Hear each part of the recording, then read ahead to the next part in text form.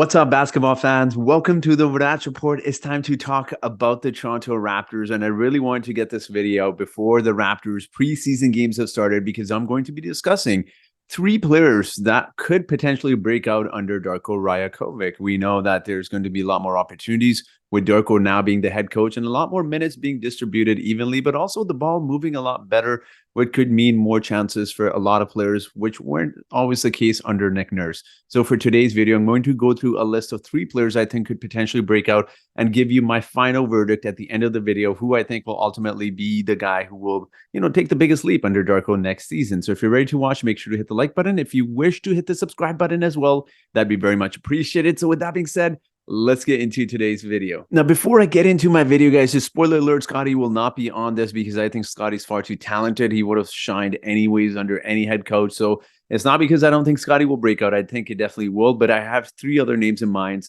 that I want to discuss. And the first one on our list will be Gary Trent Jr. Now, I was thinking about this pretty much the entire summer, and I've been sitting on this idea for quite some time, as you guys know, I was in Iceland, and I really want to discuss this because I think Gary could really shine under Darko. We know he is in Nick Nurse's doghouse, and there's a lot of moments that were, you definitely felt a tension between the two, and with Darko being here, I am not surprised to hear Gary say that he's probably had more conversations with Darko in the 3-4 months that Darko has been the coach of the Raptors than he has with any other NBA coach, which says a lot about Darko as well. So I'm very excited for Gary Trent Jr. And I do want to say he did average 17 points. And there was some hint, again, not necessarily written in stone. There was some hint that Gary could be coming off the bench because Darko did say, Dennis is going to potentially be a starting point guard for the Raptors come, starting opening night. But if Gary is coming off the bench, I still think there's a lot of variables that he could improve under Darko. There's a few aspects of his game which I think weren't properly utilized under Nick Nurse. First thing is his passing. I know people look at Gary and they saw him pretty much as a shot shocker because they kept saying Gary just does not like to pass. I think that was more so his role last season, given the lack of shooting on the Toronto Raptors roster, but just when he was in the starting lineup, like you saw Pascal initiating the offense, you saw Fred initiating the offense, and then there was OG, there's Scotty, and Gary. And out of those three, obviously OG's a great shooter as well, but Gary was that guy as well who was expected to catch and shoot a lot of three-pointers as well. So I think that was kind of his role last season. I do expect him to move the ball a little bit better. I think there's an underrated aspect of Gary's game which doesn't get highlighted enough. I think he can make some smart passes. I'm not saying he's going to average 5 assists or even maybe not even 4 assists, just given the way the Raptors roster is. But I think he could be a very underrated aspect of his game that could really improve this season. Another part of his game I really wish to emphasize on is his ability to cut. I think he's got that part of his game that just, again, due to the high isolation, high ISO, excuse me, pretty much what we saw with Nick Nurse's system last season. I don't think you could have been cutting, and there was not enough ball movement to do that as well. I think with Gary potentially coming off the bench, and there's going to be a lot of interesting lineups I know Darko will play. You could have Gary do that. He is someone that can move the ball off the ball pretty well. He's clearly got the speed as well. And that is one aspect or a couple of aspects of his game I think he's going to do very well at. Now, the second player I have on my list is someone I have been preaching for quite some time, and this may or may not surprise a lot of you. Now, this is Malachi Flynn. I know a lot of people do not believe in Malachi Flynn. A lot of people have stated many times that he should not even be on an NBA roster, let alone the Toronto Raptors roster. I have been one of the few people preaching to get Malachi Flynn some minutes, and with potentially Dennis starting, Malachi Flynn should be our backup point guard very easily. Yes, even over Marquise Noel as well. Now, taking a look at his stats here, he wasn't very impressive under Nick Nurse. Obviously, he had that rookie season. We averaged 7.5 points.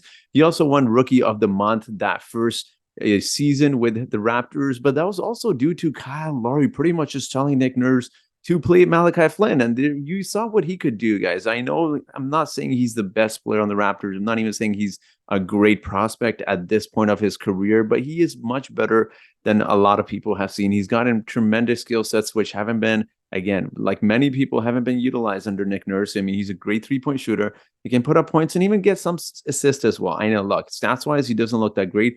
You're thinking 4.3 points, 4.6 points. What are we talking about, in terms of Malachi Flynn? Why are we even talking about him? But you look at the minutes, and it wasn't even the minutes, guys.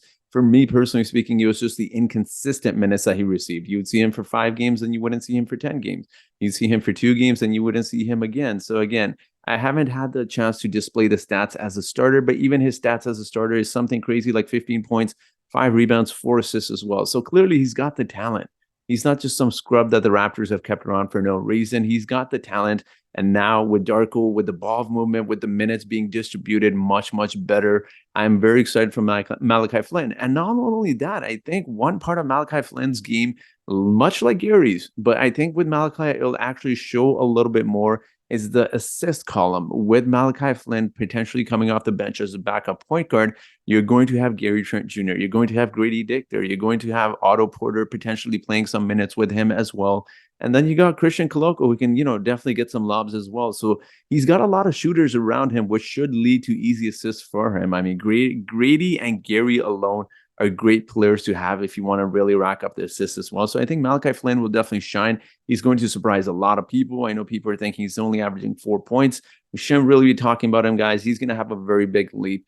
Believe me when I say this. Now let's move on to our third player here. And this is one that some Raptors fans have been a little down on since last season. Now, after acquiring Precious Achiuwa from the Kyle Lowry sign and trade, a lot of people were excited. A lot of fans were excited. He had a pretty good season. Taking a look at his stats here with the Raptors in his first, not his first season, but his first season with the Raptors, his second season in the NBA, 9 points, 6.5 rebounds. I mean, you see the 3-point percentage here that give you optimism for hope for a potential 3-point shot there. And him moving the way he does as a power forward, I know he's listed at 6'8". I mean, he moves so well. And on top of that, he's a very strong dude. I mean, his 3-point shot was 35% on only 2 attempts, but that was still something that was very promising. Now, fast forward to last season, a lot of people were disappointed with his play. I think the thing was people had a lot of expectations on Precious, and it didn't exactly lead to that, at least not in the statistical columns. But there are a few things I do want to pinpoint to in terms of Precious improving in some aspects of his games. First of all, his field goal percentage jumped 5%, which is massive. He went from shooting 43% to 48.5%. And most importantly, look at his free throws. Those are a good indicator that someone has been practicing on their shot. Anytime you look at someone who's improving their shot, look at their free throw percentage. That's always a good indication as to how much that player has been working on their shot. Now, I am not saying he's going to be a lights out 3-point shooter. I know his 3-point percentage did dip, but look at that free throw percentage. Went from nearly 60% to the last season, 70% from the free throw percentage, which isn't that bad. And people seem to forget he played 3 minutes less while pretty much putting up the exact same points and rebounds as the previous season. 9 points, 6 rebounds. I know he averaged 6.5 rebounds the previous seasons, guys, but given how much inconsistent play he got last season from Nick Nurse, there is reason to be optimistic about Precious. I really like him. I know people are thinking, well, he's entering his 4th season. It's not like he's a 20-year-old or even 21-year-old anymore. He's getting up there in age, not exactly up there in age, but I believe he's about to be 24, 25 next season. So look, there's reason for optimism for Precious Achiuwa. I know currently he's injured with a groin injury, but there's a lot to be excited about. I think Nick Nurse has killed his confidence, and depending on, young players, when they get criticism, and unfortunately, just with Nick Nurse, I don't think it was the right type of criticism.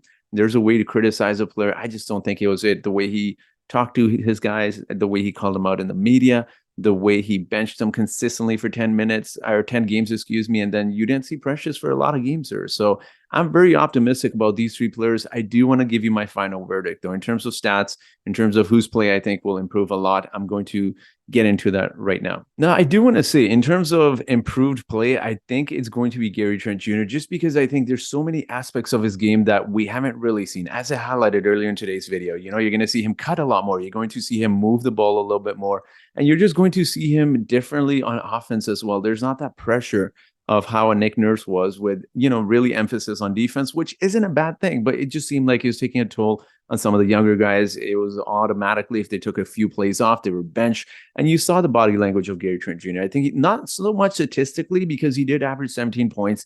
And, he did average a decent amount of shots per game also. But I think, him coming off the bench is probably going to hurt statistical wise. But in terms of play, I think that's going to be great. But in terms of stats wise, in terms of the player that's going to take the biggest leap, I know people don't believe me when I say this, guys. Believe me when I say this, it's going to be Malachi Flynn. Expect him to average at least 10 points a game. And I'm not just saying that because, I'm projecting some sort of stats I think he may put up, may or may not put up. I can definitely see him averaging 9-10 points. And, obviously taking into consideration, he only averaged 4 points or so last season. It's going to be a pleasant surprise for a lot of fans that haven't been big on Malachi Flynn, but also ones that haven't really paid attention to him. So expect Malachi Flynn's shot to be back. I think his confidence, much like a lot of younger players, even especially the ones I've mentioned on this list, was really shot down last season due to inconsistent play, due to constant criticism.